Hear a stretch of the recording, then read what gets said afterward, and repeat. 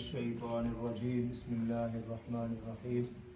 ادعوا ربكم تضرعا وخفيا إنه لا يحب المعتدين وقال الله تبارك وتعالى لا يحب الله الجهر بالسوء إلا من ظلم وقال الله تبارك وتعالى ادعوا الله عبد الرحمن أيما تدعوا فله الأسماء الحسنى ولا تجهر بصلاتك ولا تخافت بها وقال الله تبارك وتعالى واقصد في مشيك واغضض من صوتك إن أنكر الأصوات لصوت الحمير.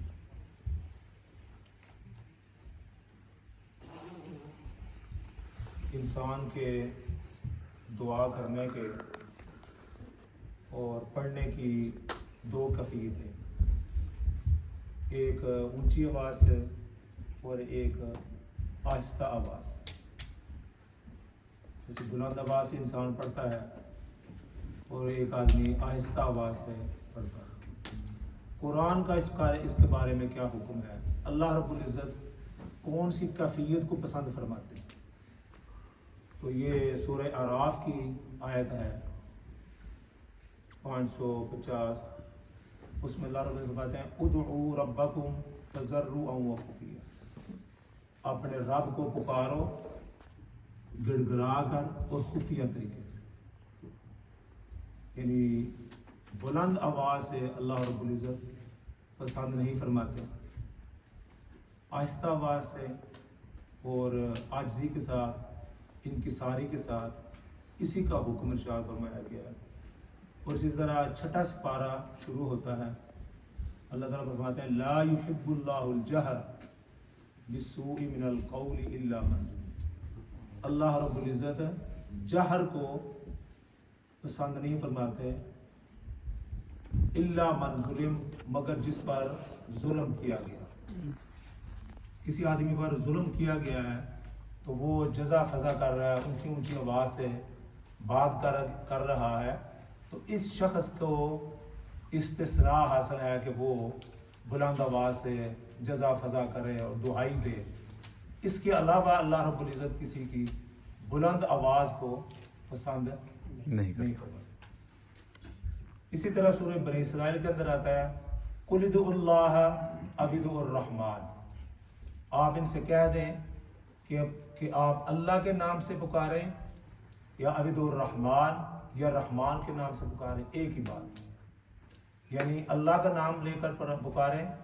یا رحمان کا نام لے کر پکاریں، یہ دونوں نام اللہ کے ہیں۔ وَلِلَّهِ الْأَسْمَاءُ الْحُسْنَى فَادْعُوهُ بِهَا، ان دونوں ناموں کے ساتھ یا اللہ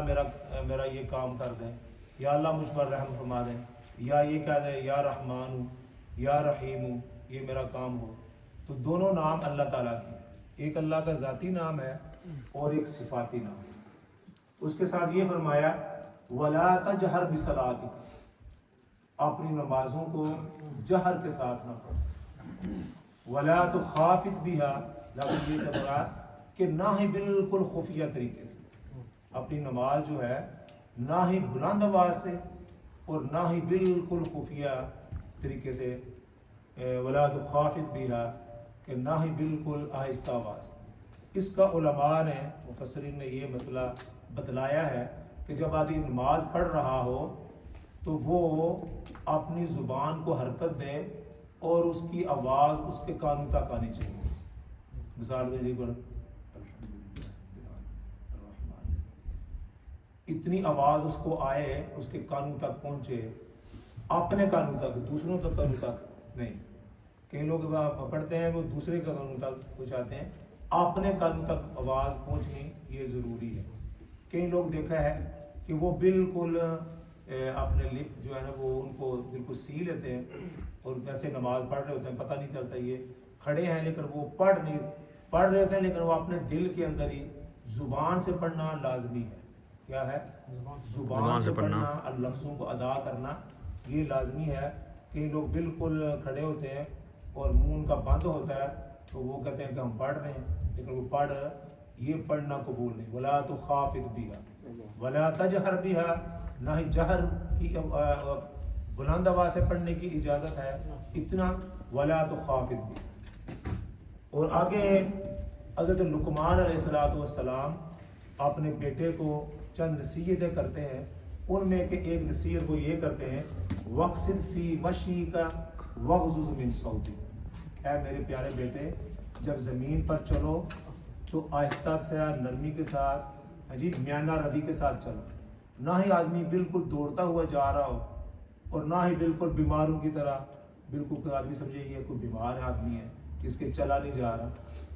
میانی جو ہے نا وہ میانہ روی کے ساتھ اس طرح کی چال انسان کو چلنی چاہیے، نہ ہی پتہ چلے کہ یہ آدمی بس پتہ نہیں کہاں پہنچنا چاہتا ہے، اور نہ ہی بالکل فرمایا کہ درمیانی چال کے ساتھ چلا جائے، اور فرمایا کہ وغضض من صوتک، اپنی آواز کو آہستہ رکھو، ساتھ یہ شاہ فرمایا کہ وغضض من صوتک، اپنی آوازوں کو آہستہ رکھو، اپنی آوازوں کو بلند نہ کیا کرو، مطلب کہ لڑائی کے وقت یا بولتے وقت یا بلاتے وقت آدمی کو آہستہ آواز سے بات کرنی چاہیے۔ اچھا میں ابھی چند دن پہلے قطر میں تھا، تو میرا بیٹا وہاں ہوتا ہے، اسکول ٹیچر ہے، تو یقین کریں جس طرح ہم یہاں سنتے ہیں نا بچوں کی آوازیں اونچی اونچی آواز میں، یہ فلان یہ کر رہے ہوتے ہیں اونچی اونچی، میں نے 10 دن رہا ہوں کسی کے اس طرح کا آواز نہیں سنی کہ بچے ایک دوسرے کو آواز دے رہے ہوں یا لوگ آواز دے رہے ہوں، کسی کو بلا رہے ہوں، اس طرح ان کا یہ طریقہ نہیں، آہستہ آواز ہے، یہ ان کا بالکل یہ شریعت کے مطابق ہے کہ اپنی آوازوں کو پست رکھتے ہیں، اونچی آواز سے بات نہیں کرتے، اور یہ فرمایا وغضض من صوتک ان انکر الاصوات لصوت الحمیر، اونچی آواز جو ہے وہ گدھے کی آواز ہوتی ہے، کیا فرمایا اونچی آواز ہے کس کی ہوتی ہے؟ گدھے کی ہوتی ہے، ان انکر الاصوات لصوت الحمیر، اور سب سے کرہت اور بری آواز گدھے کی ہوتی ہے۔ تو جب بھی آدمی بات کرے آہستہ کے ساتھ نرمی کے ساتھ، یہ اسی میں یہ آمین کا مسئلہ بھی آتا ہے، تو نبی پاک صلی اللہ علیہ وسلم کا اس بارے میں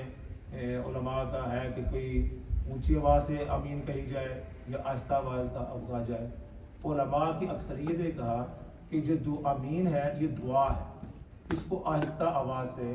کہنا چاہیے۔ اس بار میں ایک حدیث آپ کی خدمت میں پیش کرتا ہوں، یہ ترمذی شریف کی حدیث ہے اور صحیح حدیث ہے،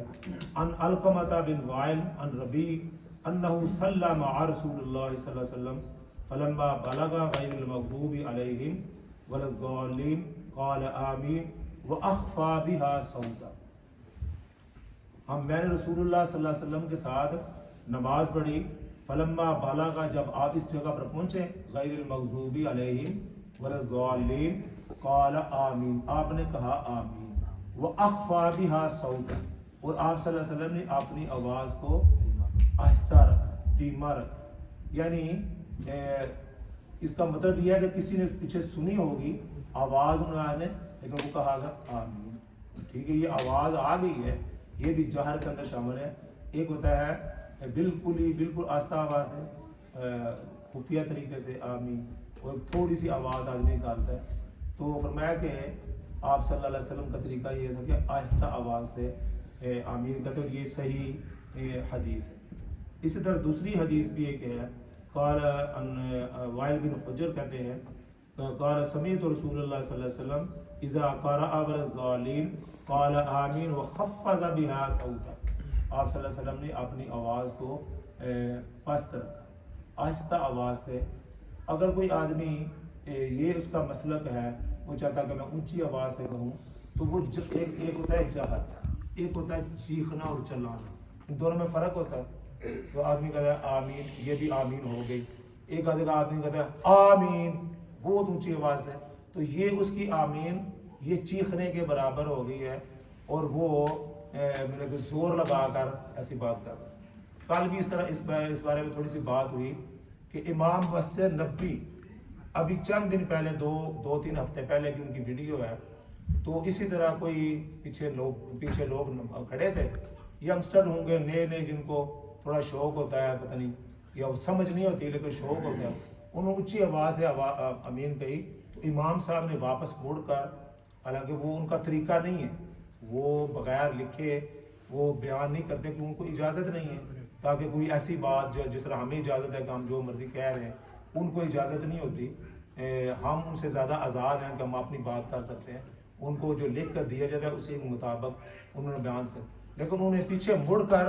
انہوں ڈانٹا لوگوں کو کہ آپ نے یہ کیا آپ نے طریقہ اختیار کیا ہوا ہے. آمین جہر اور ہے اور چلانا اور شور مچانا اور چیز ہے. جہر اگر آپ کہتے ہیں تو آمین یہ ٹھیک ہے، جہر ہو گیا،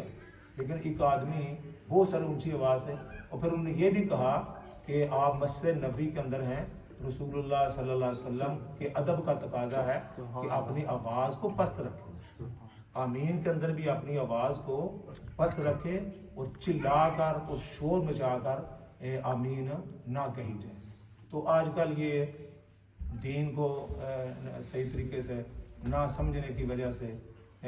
اس طرح کی چیزیں پیدا ہوتی ہیں کہ مسجد نبوی کے امام کو بھی کھڑے ہو کر بتانا پڑا. حالانکہ ان کا مسلک یہی ہے کہ وہ اونچی آواز سے کہتے ہیں، جیسے ہم جو حج پر جاتے ہیں دیکھیں وہ اونچی آواز سے کہتے ہیں، لیکن اونچی آواز ان کی چلانے والی نہیں ہوتی جی، وہ پیاری سی آواز ہوتی ہے، اس کے اندر وہ ایک لطف ہوتا ہے، آہستہ وہ کہتے ہیں. لیکن جب امام صاحب نے دیکھا کہ یار ہم بھی اونچی کہتے ہیں، یہ ہمارے پیچھے جو آگے یہ تو چلا کر کہہ ہے، تو یہ اس کی اجازت نہیں ہے. تو ویسے